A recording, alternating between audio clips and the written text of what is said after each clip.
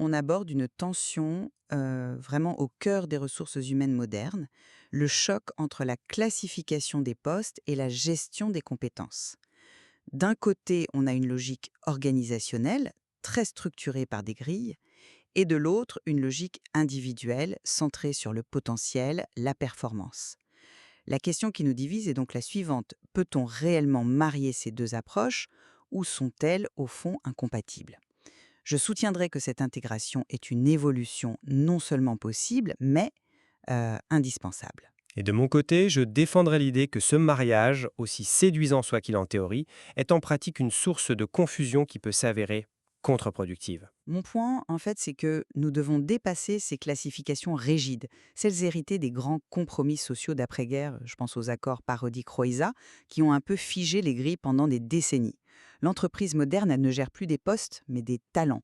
Du coup, la refonte des classifications devient un point de passage obligé. On le voit bien avec des méthodes comme celle de Hay, qui évalue un poste sur la base des compétences requises, ou des accords comme ECAP 2000 dans la sidérurgie, qui permettent une progression salariale sans forcément changer de poste.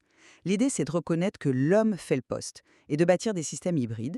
On a des exemples, comme chez Schneider Electric, qui mêlent classification d'emploi et évaluation de la capacité prouvée de l'individu. Oui, mais ce prétendu mariage ne fait que masquer une profonde ambiguïté.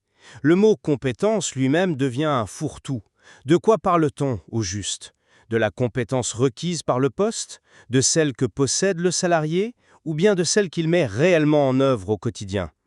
Prenez l'exemple de France Télécom dans les années 90. C'est un cas d'école.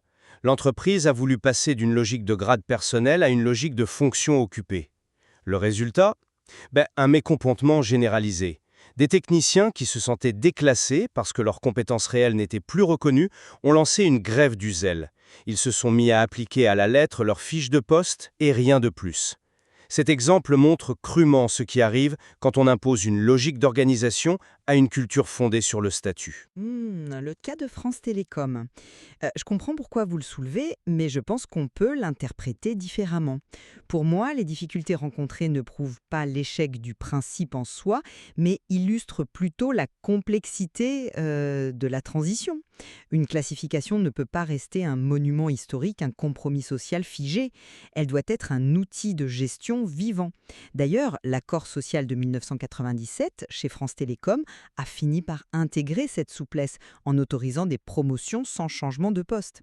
C'est bien la preuve que l'organisation a dû s'adapter pour reconnaître les compétences, corrigeant ainsi la rigidité initiale. Mais est-ce que cette souplesse, comme vous dites, n'est pas justement l'aveu que la doctrine de départ était inapplicable? Les managers sur le terrain étaient pris au piège. Soit ils appliquaient la règle à la lettre au risque de commettre des injustices flagrantes, soit ils créaient des exceptions, et là ils décrédibilisaient tout le système. En abandonnant la correspondance stricte entre le poste et le grade, on ouvre la porte à la subjectivité que ces méthodes d'évaluation étaient précisément censées éliminer. On ne pèse plus le travail, on évalue le travailleur. Et ça, avec tous les risques d'iniquité que ça implique. Vous avez raison de souligner cette ambiguïté. C'est précisément le rôle du management moderne de la gérer. Les systèmes hybrides ne les éliminent pas, ils la rendent visible et donc négociable, contrairement aux grilles rigides qui, elles, l'ignorent complètement. Des approches comme la méthode Hay dont je parlais cherchent justement à objectiver ça. Elles évaluent un poste non pas sur une liste de tâches, mais sur sa finalité, le savoir-faire qu'il requiert. Ça crée un référentiel commun qui sert de base à la discussion, plutôt que de l'éviter. C'est une gestion tâtonnante, je vous l'accorde, mais elle est tournée vers l'avenir. Sauf que ce tâtonnement a un coût très réel en termes de confiance. À France Télécom, ce qui devait être un processus de valorisation a été vécu comme une démobilisation. Quand les salariés ne comprennent plus sur quoi ils sont évalués, leur poste, leur potentiel, leur performance passée, le système perd toute sa légitimité. Tenter de fusionner de force ces deux logiques, c'est vraiment risquer de perdre sur les deux tableaux. La clarté de la classification d'un côté et la véritable reconnaissance des compétences individuelles de l'autre. Pour conclure, je reste convaincue que l'avenir réside dans ces dispositifs hybrides. Leurs imperfections sont, je pense, le coût nécessaire pour gérer les talents d'une manière que les classifications rigides ne permettent tout simplement plus. C'est un chemin complexe, mais c'est le seul qui permette de faire coexister les besoins de l'organisation et les aspirations des individus. Et je maintiens que ce coût en termes de clarté d'équité perçue et de confiance est bien trop élevé pour justifier les bénéfices supposés. L'ambiguïté qu'ils introduisent peut saper les fondements du contrat social dans l'entreprise. Avant de parler de logique compétence, il faut d'abord savoir de quelles compétences on parle exactement. La question de savoir si ces deux mondes peuvent réellement s'unir ou s'ils sont condamnés à une tension perpétuelle reste donc entière.